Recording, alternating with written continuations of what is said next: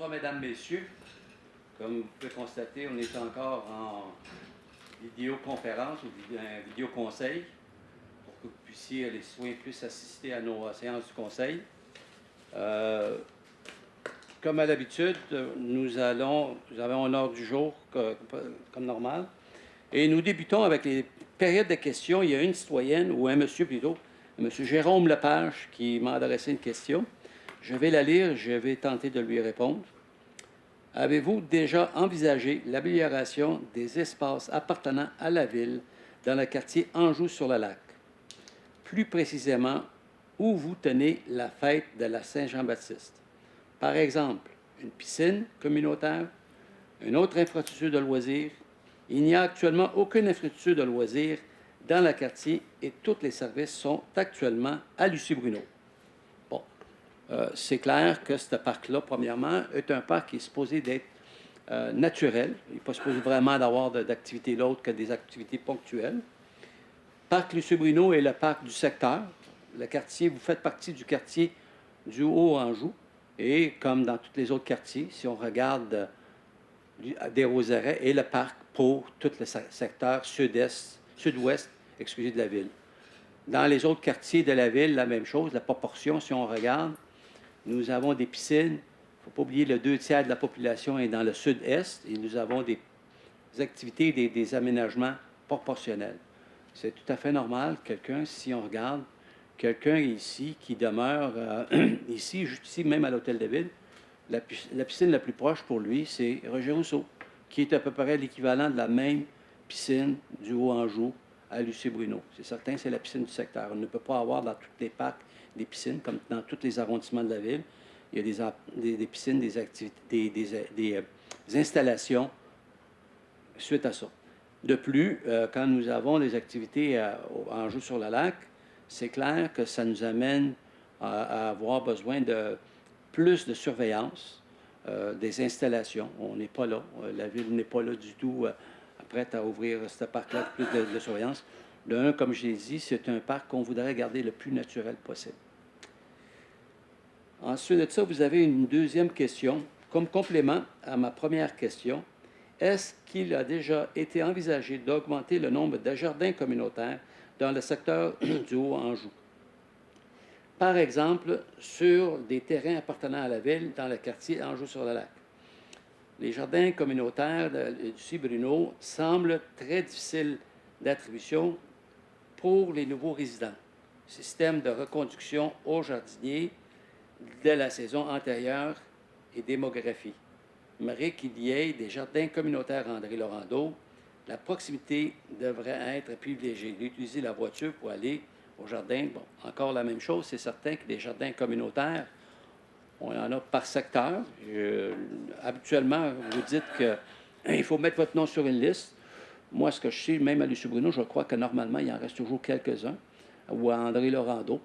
Des jardins, il n'y en a pas dans tous les coins de rue, c'est certain. Encore la même chose. Si je prends encore le secteur sud-ouest, qui est le jardin des Roserettes, pour ce secteur-là, la distance à parcourir, c'est la même. C'est toujours d'avoir un certain nombre de jardins où ce que c'est qu'on peut en avoir. C'est clair que les jardins sont surtout dans les concentrations où les gens vivent d'un deuxième étage. Les gens qui, normalement, ont un bungalow ou une unifamiliale, normalement, ont même une cour qui peuvent faire leur propre jardin. Mais on les permet pareil, on les tolère. Fait que c'est certain que je vous recommande de vérifier avec nos jardins, avec notre service des loisirs, communiquer avec le service des loisirs, voir si on ne peut pas vous attribuer un jardin, parce que je vous le dis, actuellement, tous les ans, de mon expérience, je crois qu'il reste toujours des jardins disponibles, parce que je sais que dans certains cas, il y a des gens même qui ont 2 jardins pour ne pas laisser le jardin en friche ou qu'il y ait de la mauvaise herbe, des choses comme ça. Fait que j'invite à communiquer avec les choses. Et si vous voulez avoir plus d'informations, je vous invite à communiquer avec moi à mon bureau 493-8010. Merci et bonne soirée. Et nous procédons avec la période de questions des membres du Conseil. Est-ce qu'il y en a? Article 10, 03. Adoption de l'ordre du jour. L'ordre du jour, je vais avoir une petite modification, Mme Meunier. Mme Meunier, oui, je m'excuse. Je vais retirer l'article 40.03, je ne suis plus sûr de ce règlement, de cet article-là, de ce dossier-là. Là. Il m'échappe, là, parce qu'actuellement, avec la COVID, c'est clair qu'on a moins de présence, ces choses-là. Fait que ce dossier-là, je veux qu'on le retire, quitte à faire une spéciale pour revenir, pour regarder. C'est le dossier qui, pour que les gens le sachent, les gens qui écoutent, c'est pour une nouvelle construction d'un bâtiment de 12 étages sur Galerie d'Anjou et Saint-Zotique. Et c'est quelque chose que j'ai du questionnement. Fait que je retire ce dossier-là, quitte à revenir avec un conseil spécial. Est-ce que j'ai un proposeur pour proposer, appuyer l'ordre du jour avec le retrait de l'article 4003? Je propose. En 10.04, approuver le procès-verbal de la séance ordinaire du conseil d'arrondissement tenue le 5 mai 2020 à 19h et de la séance extraordinaire du 21 mai à 8h30. Je propose. En 15.01, nous avons proclamé la semaine du 1 au 7 juin 2020, Semaine québécoise des personnes handicapées. Est-ce que j'ai un proposeur? J'appuie. C'est proposé, appuyé, c'est adopté. En 30.01, prendre acte du rapport de décision déléguée de la liste des bons de commande approuvés, des demandes de paiement et des virements budgétaires pour la période comptable du 1er au 30 avril 2020. Est-ce que j'ai un proposeur? J'appuie. Proposé, appuyé, c'est adopté. En 30.02, autoriser la dépense totale de 340 225,74 sous, contingente et taxes incluses de l'arrondissement d'Anjou pour l'octroi d'un contrat par le service des matériels roulants et des ateliers SMRA pour la location de 3 niveleuses articulées avec chasse-neige latérale sans opérateur pour les activités de déblaiement et chargement de la neige pour une période de 2 ans à raison de 5 mois par année du 1er novembre 2020 au 31 mars 2022. Sans option de renouvellement, appel d'offres public 20-184 et 84. Il y a eu 3 soumissionnaires. Est-ce que j'ai un proposeur? Je propose. J'appuie. Proposé appuyé, c'est adopté.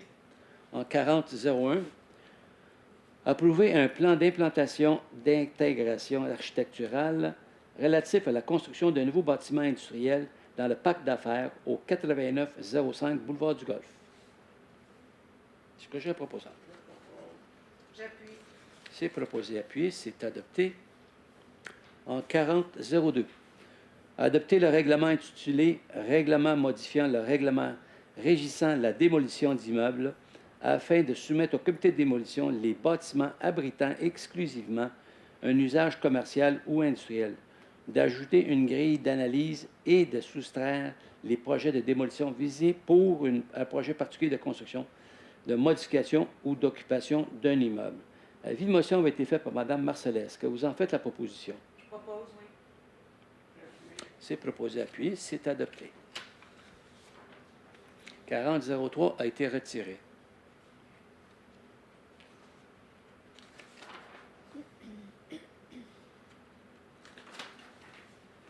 « 40.04. Approuver un plan d'implantation et d'intégration architecturale pour la construction d'un nouveau bâtiment industriel dans le parc d'affaires situé au 9005, 9015 et 9025 boulevard du Golfe. Est-ce que j'ai un proposeur? Je propose. C'est proposé et appuyé. C'est adopté. 40.05. Approuver un plan. Approuver un plan d'implantation et d'intégration architecturale pour la modification d'une façade faisant face à la voie publique au 7780 d'Aubigny. Est-ce que j'ai un proposeur? Je propose. Appuyé, c'est adopté. Seconde. Ça a l'air que quelqu'un a eu hier. Ça, c'est plus. Non, Non, non, je suis correct, je sais. C'est sûr que c'est pas ça. Bon, je m'excuse. Bon, on continue. En 60.01, dépôt du procès-verbal de la réunion de la Commission des travaux publics tenue le 4 mars 2020. En 60-02, dépôt du procès-verbal de la réunion de la Commission de l'aménagement urbain et des services aux entreprises tenue le 3 mars 2020. En 60-03, dépôt du procès-verbal de la réunion de la Commission de la culture, sport, des loisirs et du développement social tenue le 2 mars 2020. En 60-04, dépôt du procès-verbal de la réunion de la Commission des services administratifs, des relations avec les citoyens et du greffe tenue le 2 mars 2020. En 60-05, dépôt du rapport du maire sur la situation. Je ne l'ai pas avec moi. J'avais demandé que vous allez m'arjourner 2 minutes. Je demande qu'on va je vais aller chercher. On se prépare. On reprend la séance du conseil. Fait que nous sommes actuellement à l'article 60-05. Oui, 05, où je dois faire lecture de la situation financière de l'arrondissement. Chers citoyens, je vous présente le rapport annuel sur la situation financière de l'arrondissement d'Anjou tel que stipulé dans la Charte de la Ville de Montréal. Ce n'est pas seulement que la Charte de la Ville de Montréal, c'est aussi, plus que les gens comprennent, c'est la loi. Ce rapport traite des résultats financiers de l'année 2019 et des projections financières pour l'année 2020, du budget de fonctionnement et du programme triennal d'immobilisation PTI. Je vous invite donc à le consulter. Le résultat financier pour 2019. En 2019, nous avons reçu une enveloppe budgétaire de 17 988 300 de la Ville-Centre afin de couvrir les dépenses de l'arrondissement pour offrir des services de qualité sans faire de coupure. L'arrondissement a plutôt besoin d'un budget de 27 111 000 Comme le montant remis par la Ville-Centre est loin d'être suffisant, nous avons dû imposer une taxe locale de 6 898 400 et affecter les surplus pour un montant de 729 300 pour atteindre notre objectif.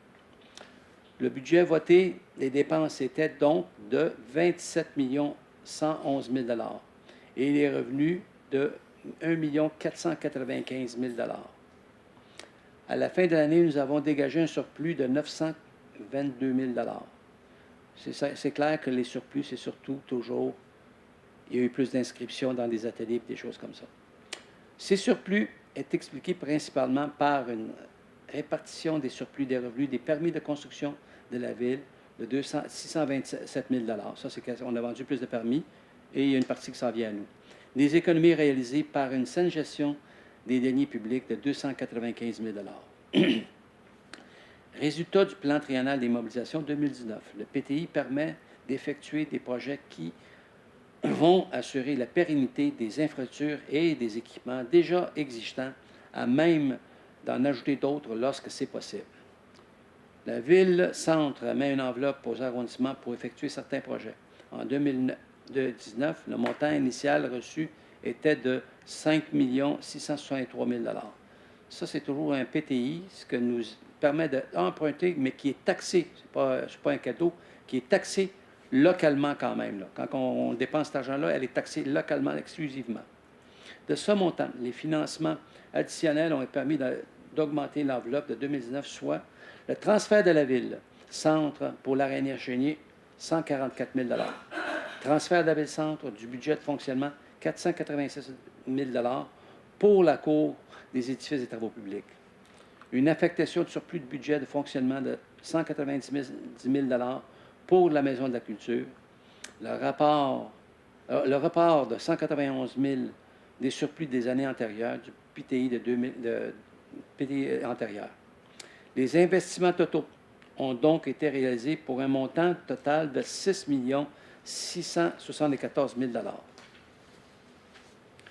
Voici un aperçu des principales réalisations en milliers de dollars, toujours. Mise aux normes de l'Aréna Chénier, 20 qui a été payé par l'arrondissement, 1 800 000 Finaliser l'acquisition du terrain pour le projet de la Maison de la Culture, 1 200 000 Rénovation des divers bâtiments, 1 200 000 Stationnement pour l'édifice de la Cour des travaux publics, 700 000 700 000 Réfection des rues et des trottoirs, 500 000 Réaménagement du parc Verdel, 500 000 Réaménagement de divers parcs et clôtures près des pistes cyclables, 700 000 Système d'informatique, 100 000 coûte cher, ça. Au-delà du 674 000 6 674 000 s'ajoutent des investissements additionnels de 20 359 000 que l'arrondissement d'Anjou a exécuté sur son territoire, à même les budgets alloués par les services corporatifs répartis comme suit en milliers de dollars toujours. 80 des mises aux normes de l'Aréna Chénier, c'est-à-dire, nous, on a payé 1,8 million, la Ville de Montréal, elle a payé 6,8 millions. Réfection des rues et des trottoirs pour 9 300 000 Renouvellement du réseau secondaire d'égouts à aqueduc, d'eau et d'égouts, 2 600 000 Réaménagement de divers parcs et centres communautaires, 1 700 000 Pour ce qui est de la situation financière de 2020, en 2020, le conseil d'arrondissement a adopté un budget total de 27 603 500 constitué de transfert de la Ville-Centre au montant de 18 268 200 des revenus de sources locales, 1 595 et des taxes locales, 7 740 300 Nous souhaitons terminer l'année 2020 sans dépenses supplémentaires au budget voté, tout en offrant la même qualité de service à nos citoyens. L'affectation du surplus des années antérieures. Le 7 avril 2020, le conseil d'arrondissement a autorisé des affectations de surplus des années antérieures au montant de 150 000 pour contribuer au montant de 50 000 au fonds d'urgence et pour le centre aide COVID-19 et pour de créer un fonds d'urgence COVID-19 de 100 000 afin d'offrir le soutien financier rapide aux organismes communautaires du territoire. Suite à une demande additionnelle de la Ville, centre relié au plan de redressement financier, l'arrondissement a été contraint de contribuer à ce plan pour l'équivalent de 3,1 du budget de 2020, soit un montant de 855 700 Afin de répondre à cette demande et d'atteindre l'équilibre budgétaire, le conseil d'arrondissement a autorisé l'affectation de surplus pour un montant de 561 945 lors du conseil d'arrondissement spécial tenu le 21 mai 2020.